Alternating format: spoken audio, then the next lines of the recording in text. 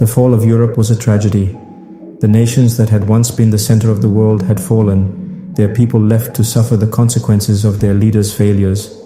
The Russian and Chinese governments had seized their opportunity, exploiting the unrest and offering a better life.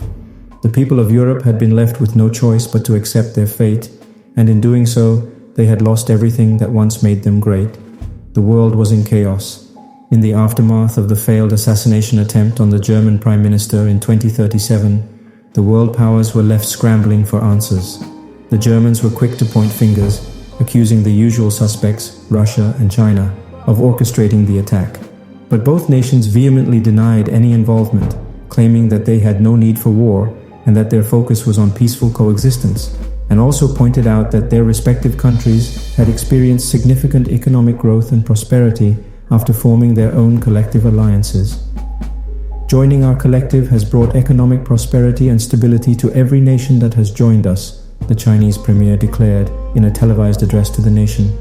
We have no need or desire for war, and certainly no motive for such a heinous act. The Russian president echoed similar sentiments, saying that our collective stands for peace and cooperation, and we have worked tirelessly to build strong relationships with all nations. For the Germans, the investigation was a long and arduous one, as they sifted through mountains of data and evidence. But eventually, they uncovered the truth behind the assassination attempt. It was a shock to them all, and the revelation threatened to plunge the world into an even deeper state of turmoil. The German Prime Minister had proposed that the New Britain Empire join the US and EU alliance during a meeting in Amsterdam. This move was seen as over-anxious by the US, who knew that Germany's growing power and influence was steadily growing and left the US powerless. The British had chosen to remain neutral.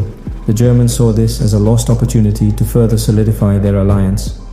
The investigation had initially led the Germans to believe that the Russians were behind the assassination attempt. But a young scientist made a discovery that changed everything. In the late hours of the night, working tirelessly in a lab, he stumbled upon a piece of evidence that seemed to exonerate the Russians and Chinese. The French were called in to verify the evidence, and after weeks of high-tech investigative espionage, the Germans finally reached their conclusion. The Russians and Chinese had not been involved in the assassination attempt. It was a surprising and unsettling discovery, one that left the Germans reeling. Christian of Emmanuel.